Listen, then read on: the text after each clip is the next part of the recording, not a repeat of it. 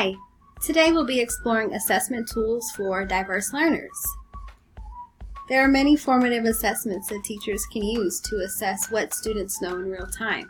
Both quizzes and Kahoot are the applications that we'll be looking at today. I choose these two online assessment tools because they both can be used on any device and it's very easily accessible for students either on the Android or the iOS systems, and both provide teachers with quick ways to assess students in real time, and both are great for engaging diverse learners. In terms of student interaction, I like both quizzes and Kahoot because they both assess quickly and they bring healthy competition to any classroom. They are different though in the way that students interact with the app as well as teacher usability.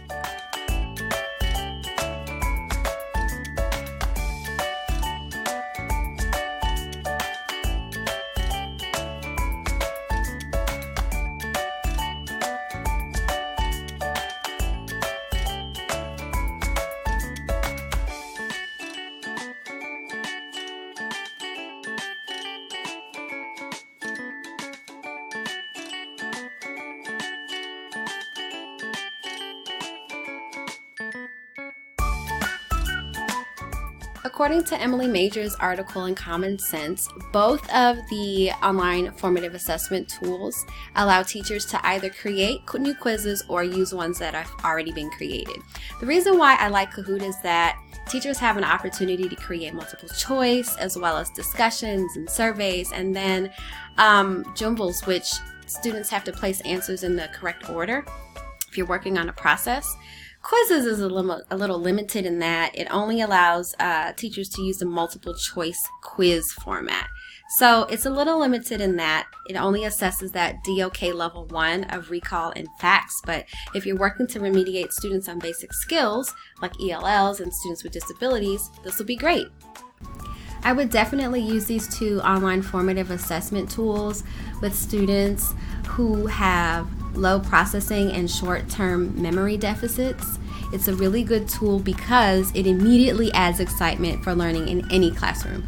The bold thematic music naturally starts making students move around, the vivid colors draw them in, and the options are displayed in a multiple choice fashion where it's just colors and symbols, but students have to look up at the board to actually read the question. And so it's constantly engaging the learner and bringing the whole class dynamic together in one cohesive unit.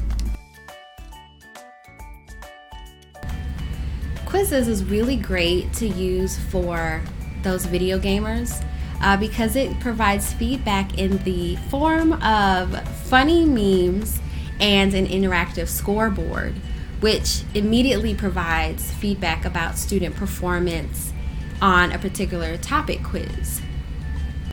If you're in a one-to-one district, using a formative assessment tool that is easily accessible on the Android and iOS app can be such a lifesaver, because even though students are given these one-to-one devices, they don't always have them, they're not always working, and at least if a student has a personal device on them, they can easily log on and join the class.